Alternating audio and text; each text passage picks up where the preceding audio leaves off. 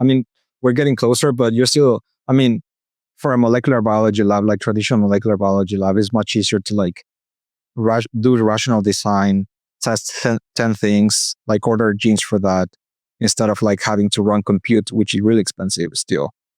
So like, I think we need to get better as well. And like the models that we use, also being able to like reduce the amount of things that we test. Because I mean, for Germinal, we test 40, but like ordering 40 genes might not be possible for a lot of labs.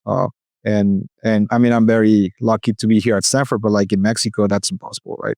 Or even ordering one gene is like maybe too expensive. So I think the goal is to get the prices down as well by making the algorithms more efficient, and like getting down.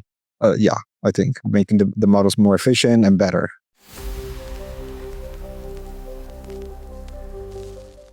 Hi, everyone. Welcome to episode 23 of The Polling Principle. I'm here today with Santiago Mille. I'm very excited about having this conversation. I think we met maybe a month ago, or a little bit over a month ago, when you and your team released Germinal. And then since then, we've tried to find a good time, but it didn't really work until today. But finally, we're having this conversation. I think it's also super timely because of all the recent announcements on antibody design and so on. But we'll get to that.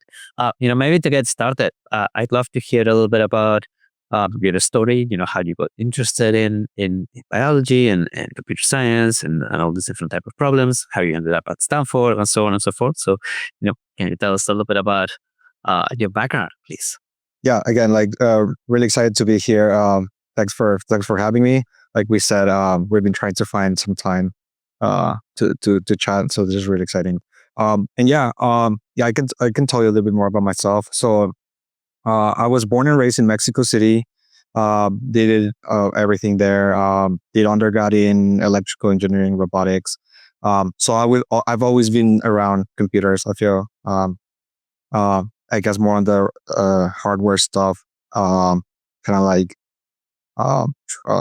just like programming, I guess, web development, stuff like that. And during my last year in college, I was really interested in doing research. And one of the only opportunities that I found was iGEM, which is like an international competition for genetic engineering. So that's kind of like how I started like doing biology. I joined the team. I helped them like develop the project that year, and I really liked it. I guess I saw my opening into like from robotics, like how do we program like robots, and then I saw synthetic biology as like how you can program cells, right? How can you program biology? And that just got me really interested in biology in general. Then I had chances to do research in the Brigham and Women's Hospital at Boston, doing bioprinting. So building the printers for that, doing tissue engineering. So kind of like a little bit more on that area. And I really liked it. I think biology is super interesting. And I think that really helped me figure out that I really like research. So after that, I applied for PhDs and got into Stanford. But I still wanted to like work on that part of like, how do we program biology? How do we make biology more programmable? And I think that's been core to my research today, right? Like, how do we make biology programmable and be easier to be programmed? So I started working on like more like, I guess, basic science and like synthetic biology, pure wet lab at the beginning. In Professor Gao's lab, I worked on a project designing synthetic receptors, which are like these molecules that are able to like sense molecules on the surface of the cells, and then like I guess transduce a signal into the cell, and then the cells can do something in response, right? So like basically sensors for synthetic sensors for cells. And that was like kind of like a part of wet lab that I was interested. And then obviously coming from like this electrical engineering background and like computers and like I don't know, it felt like something was missing for me. Like this very repetitive synthetic biology cycle of like testing and then modifying things and then going again and testing seemed very repetitive. And I just wanted to do something different where hopefully we can use computers to like have a good model and representation of what we want to design, and then go ahead in the wet lab and do it. So I guess that's kind of like how I went from like this electrical engineering to biology and like I guess bio AI.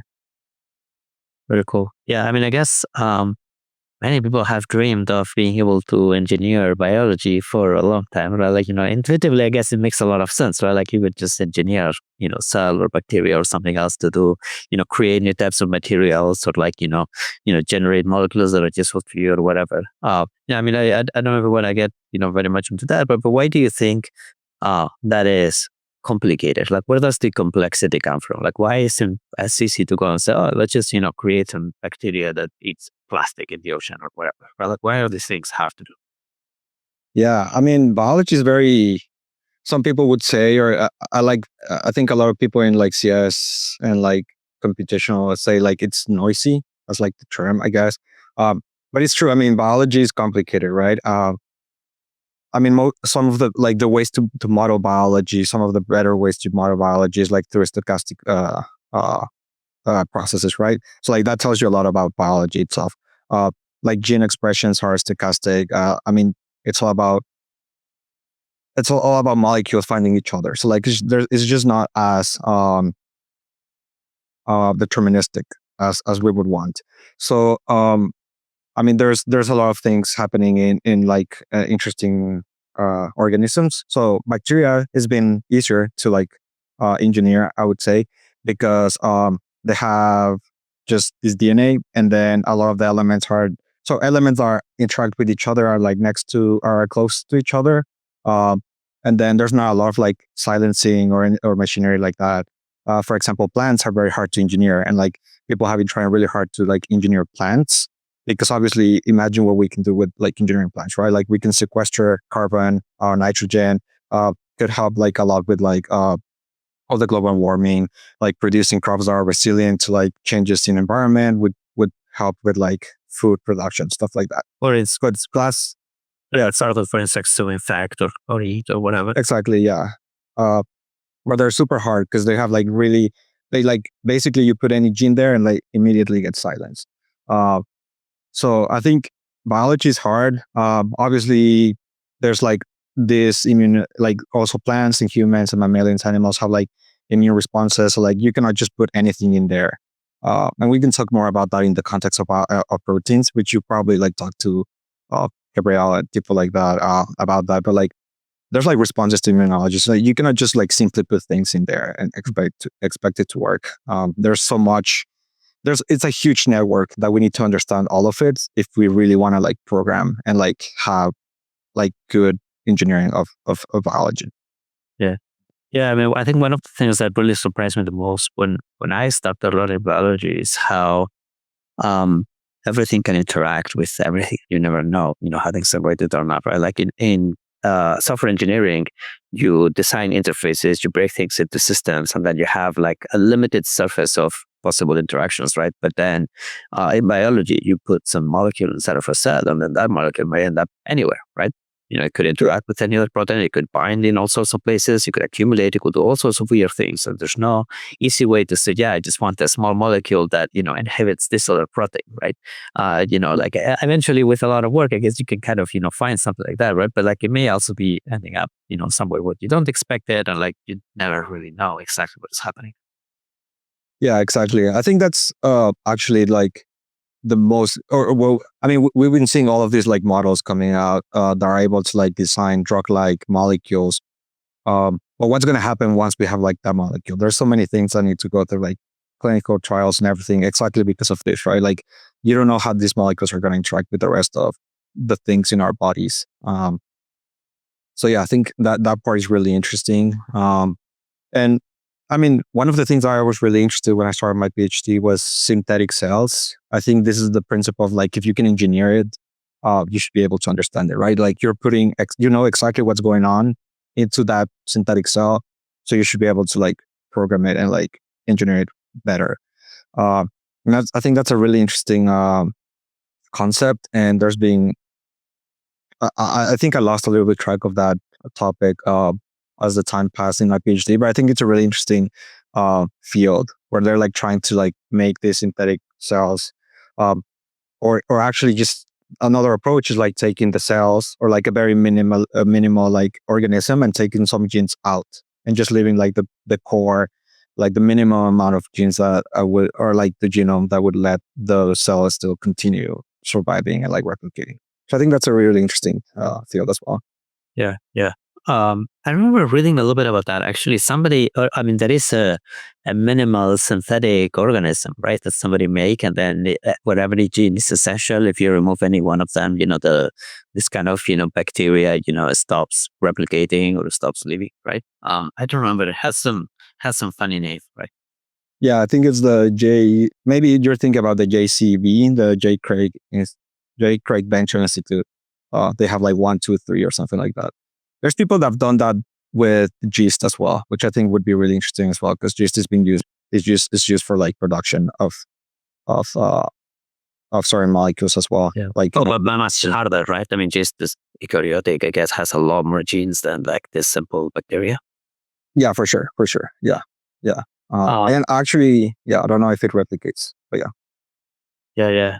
No, I mean, I think it's interesting, right? And even in one of these simpler bacteria, we still don't understand exactly, how all the, proteins seem to do functions, right? Like, I guess protein function is one of the problems that still open. And then protein interactions, is another one that like just don't really know, right? Like, if these proteins maybe, somehow, forming complexes with others, right? And then doing more complex function that I guess we still don't understand yet. Yeah, for sure. Yeah, I think yeah. And so then I guess you started being interested in these problems, and then somehow ended up, or at least found along the way, antibody design. Right, that's a problem to work on. Yeah, so I guess the story kind of goes back to synthetic biology. I was working on that project actually stopped, but I was working on like protein sensors. So we need things to sense these proteins. Like basically, you need something that binds to them. And we had like a working prototype for these protein sensors that used SCFPs and nanobodies as the binding molecules.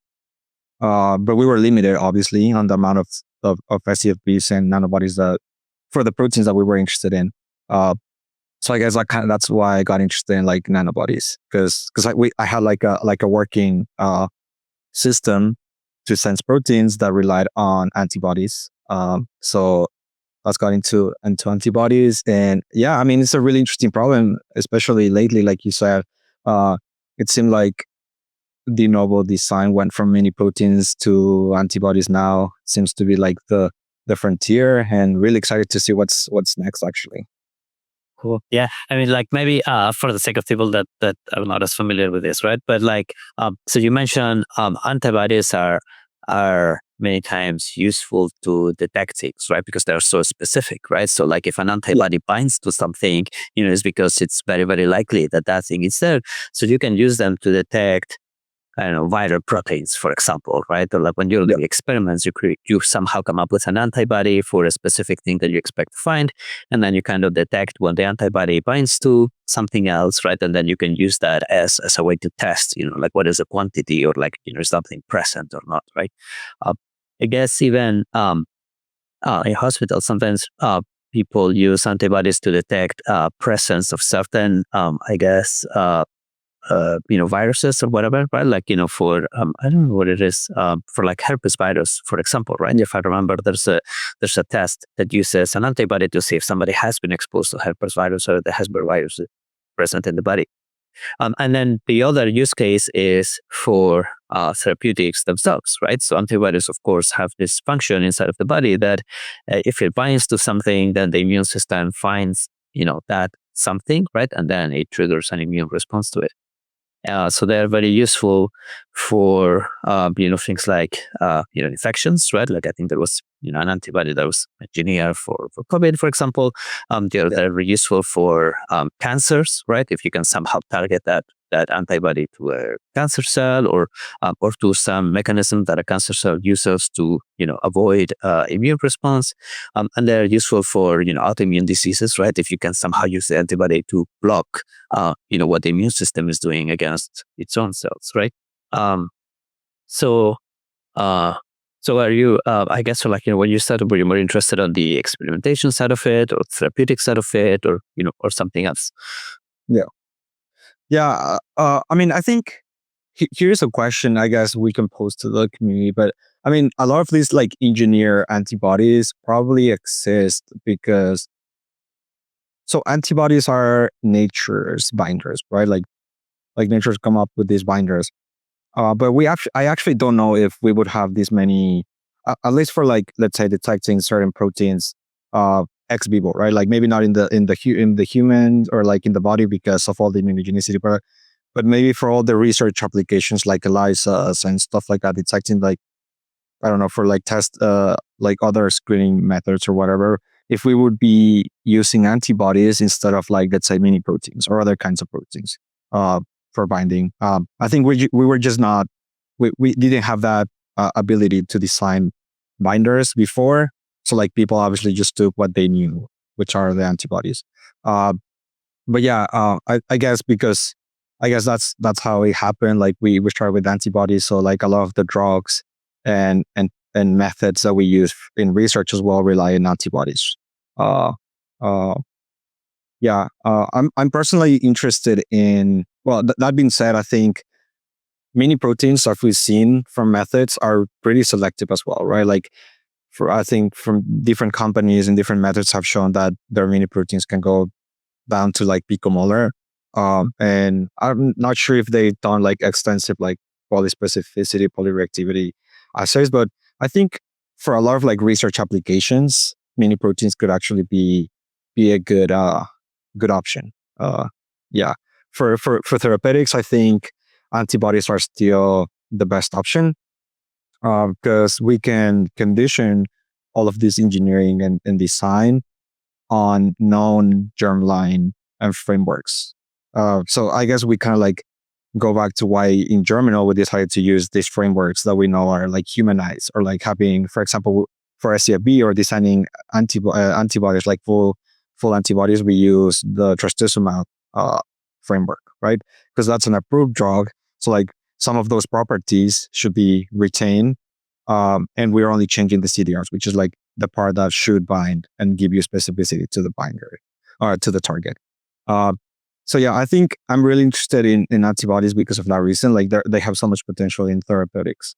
Um, uh, yeah, I don't know if that answered your question. I think I derailed a little bit. Yeah, yeah. No, I mean, like, it's just part of having conversation, right? Like, Yeah, we just, yeah, go and touch on different things.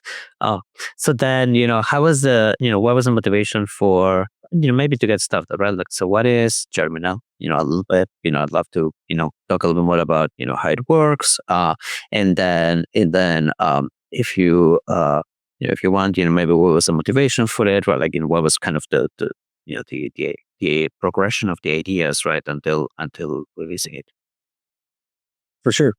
Yeah, so I think Germinal is a pipeline for designing antibodies uh, that relies on hallucination using a structure prediction model, which is Alphafold multimer, and a antibody specific language model. In our report or in our preprint now, we use IGLM, but we've been working on using other language models, so that should be generalizable. But yeah, it's basically a pipeline to design antibodies using hallucination approach, basically backpropagating through both the structure prediction network and the antibody specific language model network, and then combining those gradients to ultimately design a antibody structure and sequence. Uh, and then, yeah, de novo design.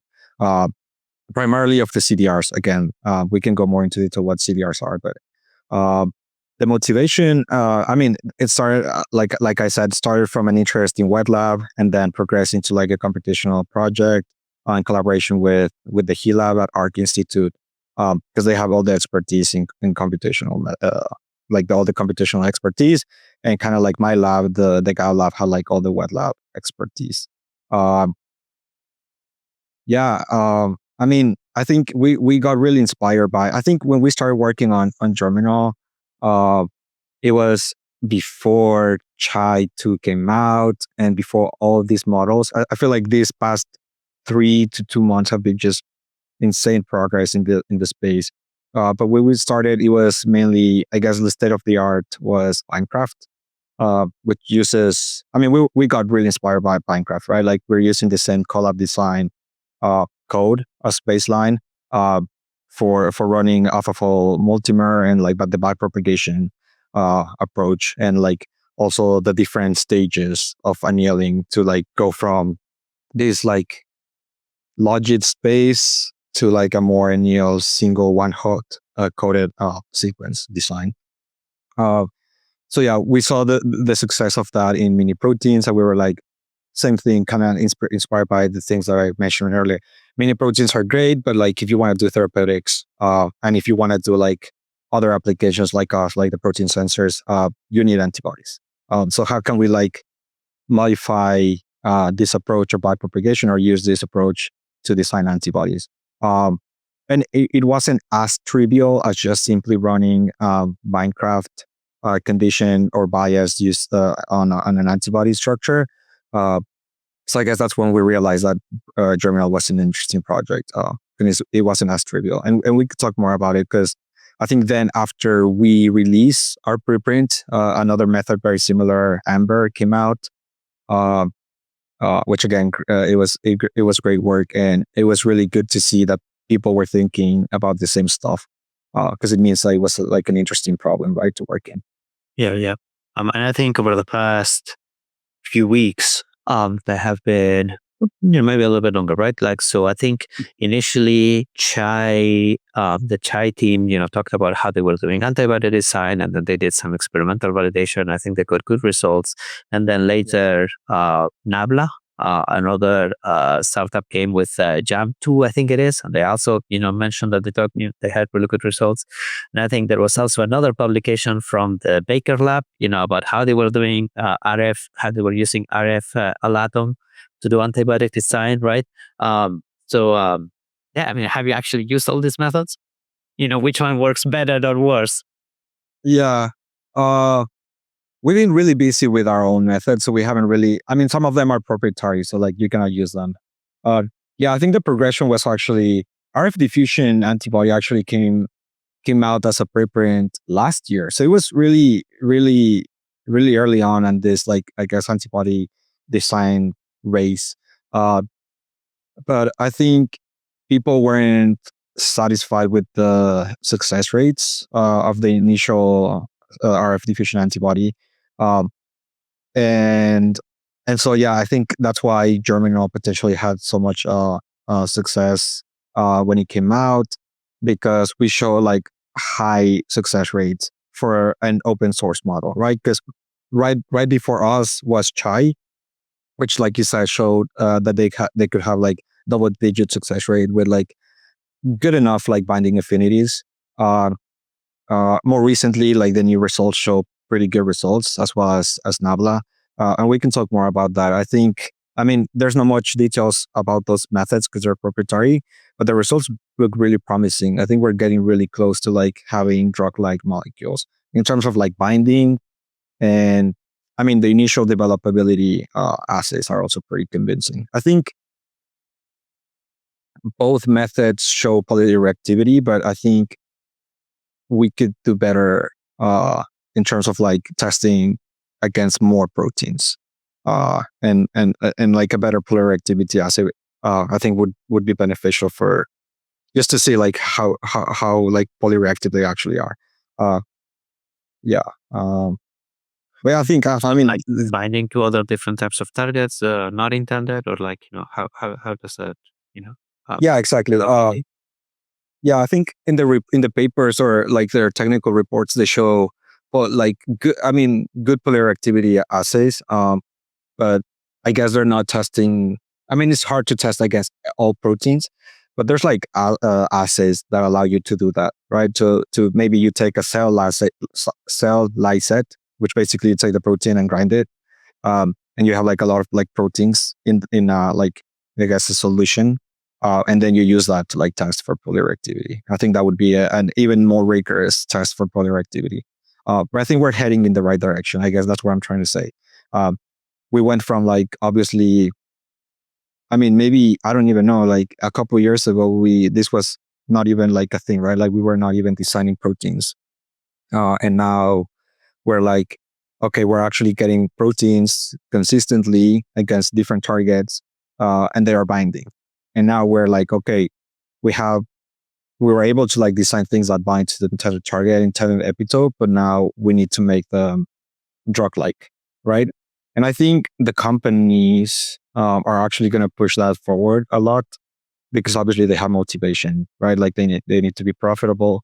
But I think also in academia we're making a good progress, and I think that would be exciting to see. How, I mean, like I said, like I'm excited to see what's the next frontier, right? Seems like right now we're aiming for developability and binders, but I mean, not all of the protein design is binders. Like I'm excited to see what the community does after. You know?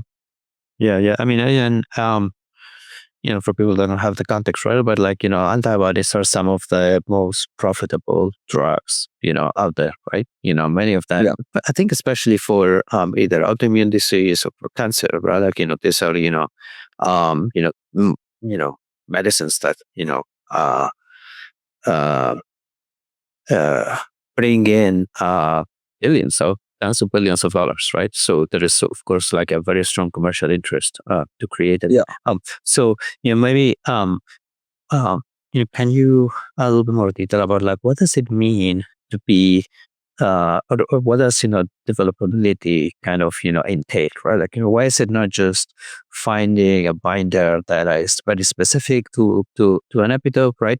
What else is required to go from uh, come up with coming up with a sequence of amino acids that seems to work to like something that could actually be used as a drug.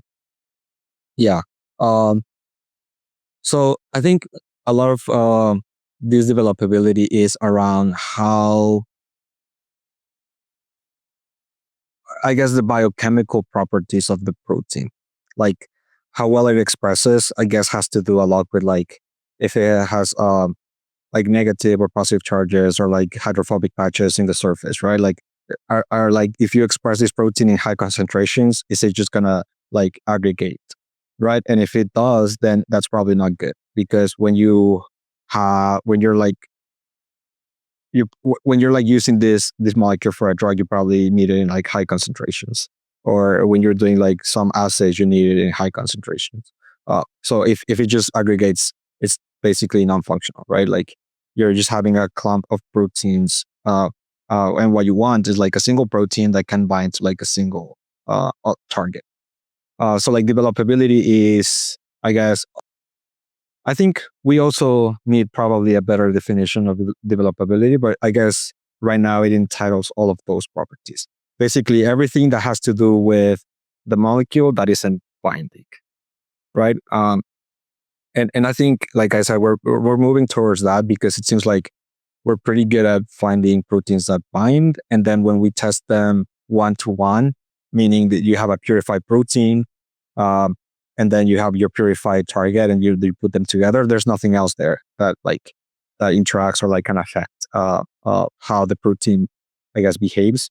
Um, so yeah, developability and immunogenicity, I guess, are the next important things. But yeah, I don't know if that answered the question. I guess developability are like all the other properties that make a protein stable. So like stability, uh, uh, hydrophobicity, like surface hydrophobicity, charges, different like negative positive charges in the surface as well. Uh, yeah, all of those properties that make a drug stable enough so that potentially, if it's used for therapeutic applications, it can like also be transported, right? Like you want a protein that doesn't degrade as easily, or like uh, is stable enough to take it from one place to another, stuff like that. Yeah. Because I guess when people kind of build, so eventually, I guess the output of the model is a sequence of amino acids, right? And then you go and get a DNA sequence that matches that, and then you put that DNA sequence into some, I don't know, cell to express it, Mm. right? Like I guess a mammalian cell, right? And then Yeah. that that gene is expressed, and then eventually you need to somehow get your antibody out of there, and you need to create enough of them, right, so that you can actually have something that is useful.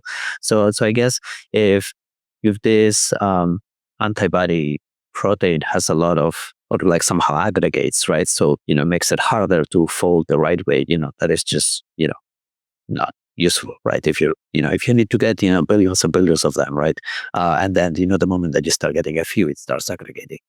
That's not going to be a great, I guess, manufacturing process. Yeah, exactly. Yeah, I mean, I guess in the manufacturing sense, you want a protein that is easy to handle, and that entitles a lot of things, right? Like, first of all, it expresses well, so like you need little starting material, I guess, little amount of cells to produce a bunch of the protein of interest. Uh, I think a lot of people, I mean, because it's also cheaper to use bacteria to produce this, or like proteins in general. I think people have devised ways to like express antibodies in in bacteria, using periplasmic like expression, or like purification. Uh, and this is because, I mean, another property are antibodies have like disulfide bonds, which is basically bonds between two cysteines, um, and that requires a specific environment. So in mammalian cells, when they get secreted, like when these proteins antibodies get secreted, they form the disulfide bonds. But in bacteria, there's not a lot of secretion. So like you normally the way you purify or express these proteins in bacteria, it's the protein just gets expressed inside the bacteria, uh, and then there's not a reducing. I think it's reducing. Maybe I'm getting confused. Environment to form that disulfide bond, right? But there's ways to like go. People have devised ways to like uh, tackle that problem, and I think right now we are able to like express. So like, yeah, ideally you want a protein that's able to like be expressed potentially in the most efficient way, and that kind of goes back to like developability. Yeah. Yeah, I imagine expressing it in bacteria is cheaper and easier than in mammalian cells, right? Yeah, they grow faster, they grow quicker. The materials, like the media, is cheaper, stuff like that. Yeah. So yeah. And you don't have, I mean, from what I remember, right, like sometimes you have to use mammalian cells because some proteins require like post-translation modifications or glycans or other things that like bacteria just won't have, right? So you need the richness, but I don't think antibodies don't have any of that today. I don't think so. Yeah, no. Yeah, for some other proteins, you want them to do in a mammalian system, ideally, because of the post-translational modifications. I mean, the disulfide bond is a post-translational modifications, but again, like people have figured out how to like do that with bacteria, and I'm sure there's other systems for in bacteria that you're able to like have post-translational modifications of interest. But yeah, I guess the most straightforward thing is just to do in mammalian cells. Yeah. Okay. Yeah. And so one question about something that you mentioned before, right? So I guess the algorithm gives you the part of the antibody that binds to your target, right? But then you somehow have to complete the rest of the antibody, right? Like, is that a trivial process, or is that something that it needs a little bit of work to figure out how it actually it's all kind of composed together? Yeah.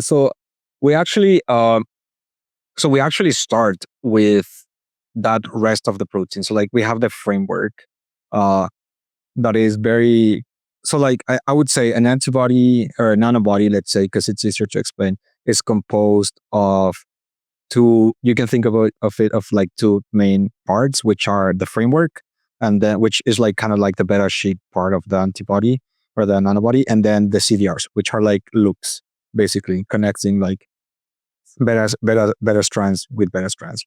And those CDRs have been reported, I guess, to be, first of all, the most variable, and thus is believed that they provide most of the specificity, right?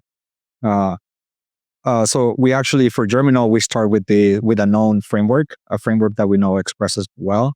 Like we tested it experimentally first to know which framework to use. Uh, a framework that expresses well, going back to developability, expresses well, that has been humanized for nanobodies, and for antibodies that it's been approved by FDA. So hopefully it retains some of those properties.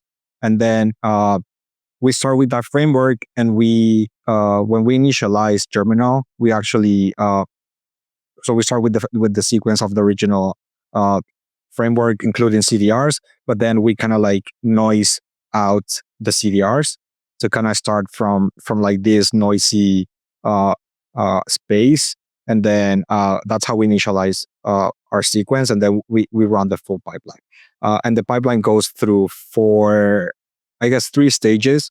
Uh, the first one is like logics design, very similar to Minecraft.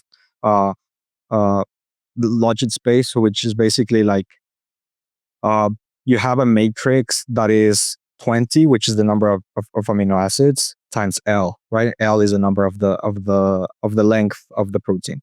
Uh, so we basically start with this like matrix in the logit space, which is basically just like a continuous space that you can like optimize on. Uh, and then we start like doing some anneal, like I guess going through the stages is some sort of like annealing process. So from the logits, we start continuous and slowly moving to softmax optimization, and then that's the second stage, softmax optimization. That also again like does like some temperature annealing to get from this continuous space to like one hot representation of the CDRs. And then we have like a final stage, which is like a semi-greedy optimization, which is already it's in the one hot space. Uh, so we actually start with the framework fixed, or not fully fixed, but very very strongly biased towards like the initial framework that we know works, and then we let the pipeline kind of like design the CDRs, which have no bias and should be optimized for with Alphafold for binding. Like Alphafold multimer should like, I guess its objective is to like have a confident complex. And then for with IGLM or the language model, we are also like biasing or optimizing for like antibody naturalness or antibody like properties. Uh, yeah. Okay. So I guess somehow the model assumes a more or less fixed backbone structure, and that you change all the different residues, or am I getting that wrong? Because like eventually, like I guess the rest of the antibody has like some initial, I guess, amino acid where you need to bind, and a final one, right? That you somehow need to fill that space. Yeah, exactly. Yeah, so we start with, I guess the easiest way to understand it is, yes, we start with a fixed framework. Uh, when you go a little bit more into the details, it's not technically fixed or hard fixed. Like we still allow for design of the framework, but it's very strongly biased against. So yeah, you can, I guess, and broadly you can assume that, yeah, like the framework is fixed, and the only things that are being optimized are the CDRs, and those are freely designed. Uh, so yeah, most of and like I guess we also include some loss functions to help uh, uh, the CDRs be the main part that is being designed, because um, when we're like this, I guess yeah, these loss functions. We have like two main loss functions. One is like the Pareto loss function that helps you guide the design of the entire antibody to bind exclusively or primarily through the CDRs.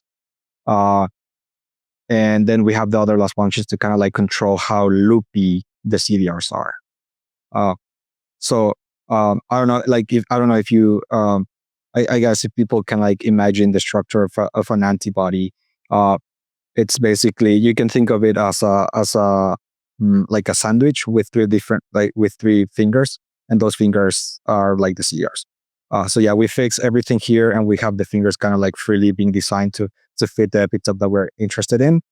Uh, and our loss function helps it bind like this instead of binding like this. That's the Pareto plus.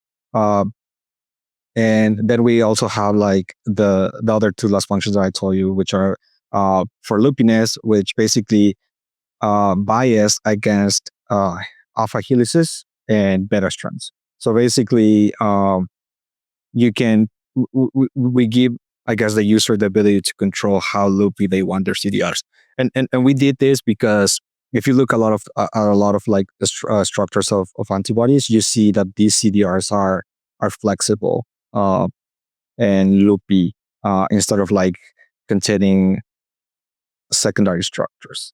Uh, so I guess it's like a property that we wanted to provide. I think there's been a lot of contradicting papers saying like, oh, flexible loops are better, or like structure loops are better. Uh, I think what we believe is that loopy CDRs are better. Uh, and I think it's been shown, I guess, by some papers that this is because it provides basically more flexibility, right? Like if your target, if you have, if you understand how like antibodies are being developed in the body, it's basically a lot of trial and error. So this looping is probably a property of like more flexible binding poses, right? Like you're trying to find this specific epitope and like or protein. So like having this flexibility allows the proteins to like basically get into positions or poses that are more preferable. Uh, yeah. Yeah. And but that's so, let me make sure that I understand. But I guess like still the main kind of loss function is whatever estimation from Alphafold multimer about how that your antibody, how your design, CDR actually binds to the target, right? Yeah. So yeah, you can think about it as alpha-fold multimer being like this is a good structure that like falls within like the distribution of like complexes that like the data was trained, like alpha-fold multimer was trained with. Um, so because it was trained on like soft structures of like proteins that exist, we assume that this is like a good like they has good confidence that this is a good like complex and thus a good protein binder. And then I guess on the other side, you have the IGLM, which I guess language models are really good at like learning this like uh, evolutionary information. I guess for antibodies, it's not really evolutionary, but they're very good at like learning these other properties of proteins at this sequence level. So by combining both, you're basically learning, or you're basically optimizing for this likeness, or like it looks like an antibody, and there's like, oh, this is a really good binder because it's giving us a confident like complex a structure, like predictive a structure complex. uh so yeah, that's how I guess how kind of like the idea came to be for us. Also because I think around that time when we were developing Germinal, there was this paper that actually we got a lot of inspiration from Diego del Álamo, that showed that combining MPNN with a language model logits could actually recover CDR and improve binding on like redesigning CDRs. Uh, so they showed, I think, when you use MPNN, you don't have as good recovery, sequence recovery, and then binding as when we use like a MPNN plus AppLang, which is another antibody specific language model. So I think that's kind of like also what inspired us to like try this like co-optimization approach. Yeah. Yeah, I also like make sure that I understand well, right? And maybe for people that come from other kind of like different parts of computational chemistry, right? So like, Sure.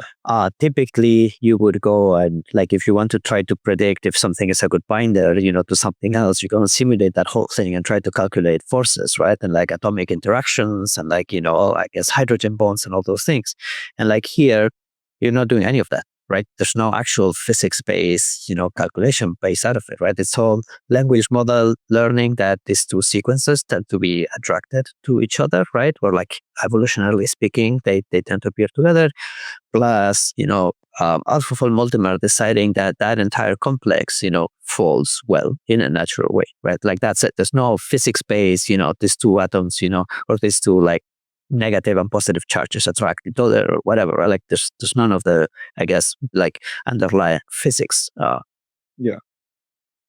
Yeah. So yeah, exactly. We don't explicitly calculate any or do any like physical calculations or biophysical calculations for the optimization. I mean, I guess some people think that these prediction models or like structural prediction models learn some underlying physics about the interactions. Uh, And I guess by training a neural network on a lot of data of these structures, then the confidence of a new predicted complex should have like this I guess have, because if you think that the model learned some physics, then you should think that the confidence of the model is telling you that like you said, like the protein is, or like the complex is good, like it should bind, or it should like fold in that position. It actually doesn't tell you anything about the binding affinity, so it could be like really weak binding affinity, but it's telling you like, oh, this is like potentially like the how the two proteins, when they find each other, should like bind, or like fold, co-fold, I guess. um so yeah, I guess all of these methods, or a lot of these methods, at least Minecraft and us and other methods, have used pi Rosetta after also as well, to like uh to filter as like metrics that they use to filter these designs. And pi Rosetta does calculate some physics based metrics. So uh I think we also do that to like filter out designs. But yeah, during the optimization, we only rely on like the model's confidence. And like a lot of these metrics have been developed, right? Like I think probably when you talk to Gabriel, like you talked about the PLDT, IPTM, all of these scores were like, I guess, designed to give you some level of confidence of the positioning of the atoms and the residues of the generated or predicted models. Uh, so yeah, I think the field, I guess, trusts that these prediction models are optimizing for that. Yeah. Yep. And then I guess I think this was the case um, for some other models as well. I don't remember for Germinal, but I guess you generate multiple options and then you just pick the best, or you generate only one as you run your workflow. Uh, no, no, no. You generate a bunch, actually, and I think, uh, I mean, I think we mentioned that in the paper, and a lot of the methods do. I mean, you basically generate a bunch of designs, and then using what you think is the best, and we can get into a very interesting topic, which is filtering of these designs. Uh, but yeah, you basically take your favorite metric, and then you filter and rank the designs using these metrics, and then you hope for the best, I guess. And I say it's an interesting topic because uh, filtering has a lot to do with the success of your designs. So if you were lucky enough to figure out what was a good metric for you, and it works, then you could be getting like much better success rates, right? Simply by filtering, right? You can, because I mean, if you think about it, if you have a model that's very efficient and it's very fast, it can design, let's say, thousands or hundreds of thousands or millions of designs, and then using filtering, you can just like reduce that to like 50, and then I guess you're very confident that these designs are going to be good, and then maybe you get 100% success rate, maybe you get 80%, maybe you get 20. So I think filtering has a lot to do with the current success rates in the field. Uh, I mean, which, even 20 which is great, right? Like, I mean, that's more than yeah, exactly. any other technique, right? Yeah. Yeah, no, I'm not saying it's bad. It's actually really interesting, because then it can also help us potentially use these metrics back into the optimization of the models, right? Like if you find like a really good metric, then why not use that in in in the optimization? Uh, which is actually what inspired Minecraft and this like backpropagation technique, right? People were using Alphafold multimer to fold the designs that they were making, and then that was one of the metrics that was most useful. Um, so then they basically incorporated that as part of the optimization. So we can probably do something similar. Yeah. Yeah. I mean, I guess on a naive way, right? You could always just generate a million and then, run through all of them, pick the ones that you like, and keep working as an evolutionary algorithm, right? But like, of course, like if you can back propagate and use that into the optimization, then that method is just going to be faster, right? More powerful. Yeah. Yeah. Maybe. Yeah. I think the filtering and like identifying good metrics is another maybe not as interesting and as flashy as of like this, like designing new algorithms to do the novel design, but I think it's also like an interesting uh, aspect of the novel of protein de novo design. Yeah. Yeah, I mean, I'm more familiar with the small molecule world, right? And in small molecule world, sometimes you have people running on and larger catalogs, right? Billion or 10 billion or 100 billion or a trillion molecules, right? And like, you don't necessarily see, 1,000 times better performance between a billion and a trillion, right? So there are definitely other factors being at play, other factors at play beyond, just the size of your catalog. Uh, Yeah. um, cool. So then, what is next? What's next for you, or like, where do you think, or for the field in general, right? Like, is antibody design, going to be a solved problem? It's plug in, your target protein, and then you get a perfect, developable, antibody, or like, how far are we from there? Where do you think things are moving to? Yeah. That's interesting. I've been lucky enough to talk to a lot of people in the field recently, and they all have very different perspectives, but I think they're all aiming towards this developability problem because a lot, like we're getting very close to like, I don't like to call it solved, because I guess solved would mean that you have like a deterministic way of like always getting a good binder. Uh, but like we're getting pretty close to like being able to design binders and having high success rates, and like having an actual binder with high affinity for that epitope, for example. I think developability is the next frontier, like being able to like basically design drug-like molecules that are ready for clinical stage. And I actually don't know how that would look.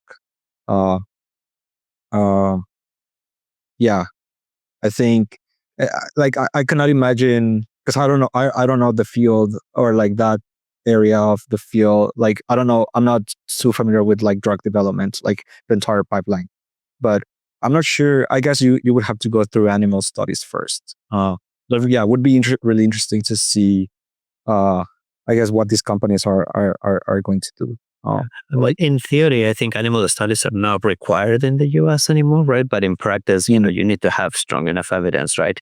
So unless you have like really good organoid or like human tissue models or whatever, you're probably doing animal studies as well. Like as far as I understand, there's no great model of like the human immune system. So if you put an antibody, right, like you may not know exactly how it's going to react, or if it's going to react with something else. So like you'll probably end up using either some kind of, humanized animal model or something like that, I guess. Yeah. Yeah. So, yeah, I don't know.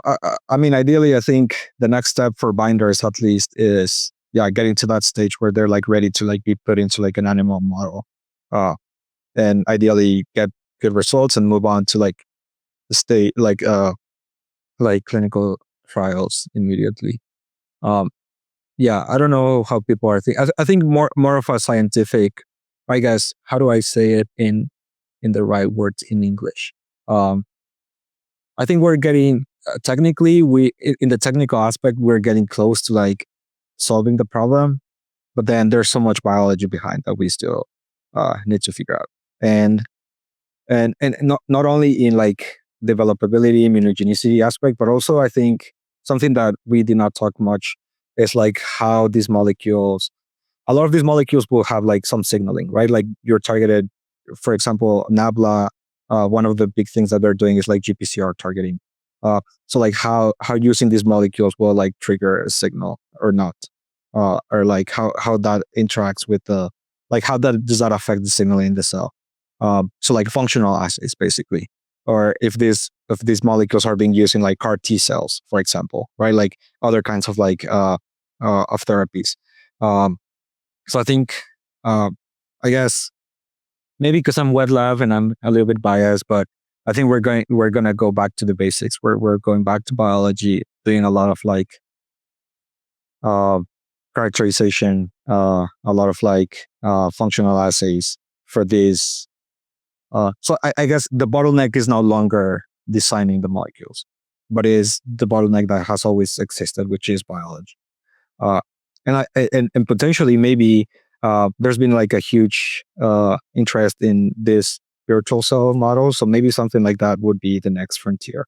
Uh, Perhaps not a full virtual cell, because I think I'm not so, I don't know too much about that field, but it seems really hard to make a virtual cell that it's actually generalizable. And you can probably have speakers or guests on that. Uh, but yeah, maybe just like a very good model of a cell for a very specific like application, and then using that for this. I think that would be something that the field needs and would be cool if we want to like accelerate this kind of like uh, making biology more designable, right? Computationally. Yeah.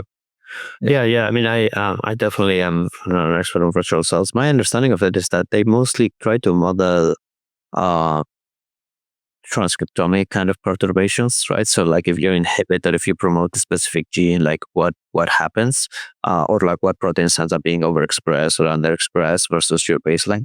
And in general, they're not like super efficient, like maybe because it's just the data is not representative or who knows, right? Like, or maybe we haven't figured out, how much data is required. But like even when folks convert these virtual cells from like, atlases that currently exist of like, a few million cells with like, full transcriptomic data or whatever, then you run it on something that the model hasn't seen yet. And then your success is not great on top of like, or compared with just like random. So I think that's probably a lot of work left on virtual cells. Yeah. Yeah, we'll see. I mean, it's early days, I think, for the virtual cell, right? So hopefully in the next years we'll see some advances in that area. But yeah, I think that would be helpful if we want to like uh, I don't know. I always like to, again, coming back from electrical engineering, we had all of these softwares to like do mechanical design and electrical design, electronic design. And it was really nice to like have those tools so you can like model things and like test them before building them. So I think my dream, or like what I would like to work towards, is, or like the field I think would be nice that it works towards like that. Like a set of tools that we can use to like design these systems, like biological systems, and test them, uh, simulate them, and then have like a more informed way of like engineering, instead of just like, again, the traditional like uh, test, try, or like build, test, learn, and cycle thing. Yeah. With a 2% probability of success in your tests, right? Which is kind of normally people would get. Yeah. Yeah. Um, but yeah, maybe it's the same cycle, just computationally. At least Yeah. at least it would save some time. Would be nice. Yeah, no, I mean 100%, right? And I couldn't agree more. But I think for me, same. Coming from a computational background, right? It seems like if we build better and better tools to simulate things, right, and we can combine them in different ways, then hopefully we can get to a point where we can predict what is going to happen, better than we can today, right? And even if it's just going from that, I don't know, 1% probability of success to 2 or 5, right, or 10%, right? I don't think we have to actually solve the problem. But if instead of having to iterate, 10 times, right, you can iterate just 5 times, then, you save half of the time and money, right? Yeah. Yeah. No, that's right. I think we're still pretty far though. I mean, we're getting closer, but you're still, I mean, for a molecular biology lab, like traditional molecular biology lab, is much easier to like do the rational design, test 10 things, like order genes for that, instead of like having to run compute, which is really expensive still. So like, I think we need to get better as well, and like the models that we use. And then also being able to like reduce the amount of things that we test. Uh, because I mean, for Germinal we test 40, but like ordering 40 genes might not be possible for a lot of labs. And I mean, I'm very lucky to be here at Stanford, but like in Mexico, that's impossible, right? Like, or even ordering one gene is like maybe too expensive. So I think the goal is to get the prices down as well by making the algorithms more efficient, uh, and like getting down. Yeah, I think making the models more efficient and better. Yeah. Definitely. Yeah. Yeah, we've already we're already at the hour mark. I think we touched on a lot of stuff. Anything else that that you think may be interesting? If you want me to share a few links to into the paper or to the lab, happy to do that as well. Anything else that we didn't touch on? No, I mean, yeah, the preprint is out. We're working on some more stuff, so we might have some updates in that. But I guess it would still be in the same link. So just yeah, just watch out for that. And yeah, I think that's all. I mean, you can probably search me on whatever internet, and I should pop up there. And you can also get to the preprint that way by just searching my name. And yeah, I think this is a really interesting talk. Thanks a lot. I think, like you said, we touch on a lot of different topics. So maybe this could be a good primer for bio and bio design, and then you can have some other guests, or we can like have a second round of chatting. There's a lot of things to talk. There's really exciting times, honestly. I think I'm really thankful. I don't know. It's a great time to be doing a PhD right now. So yeah, very exciting times. Oh, for sure, for sure. Yeah, I mean, and definitely super exciting, kind of, area in the field, right? So, I will do that offline, right? I'm not going to put you at the spot, but if you, have some people that you think, yeah, I'd love to, hear what this person thinks about it, let me know. I'll reach out to them, and then we'll record a podcast episode as well. And then, of course, when you guys, come up with new things, I'm happy to do another one of these, right? And we can, catch up and Awesome. and talk about the updates. Yeah, for sure. Sounds good. Yeah, this is great. Thank you so much.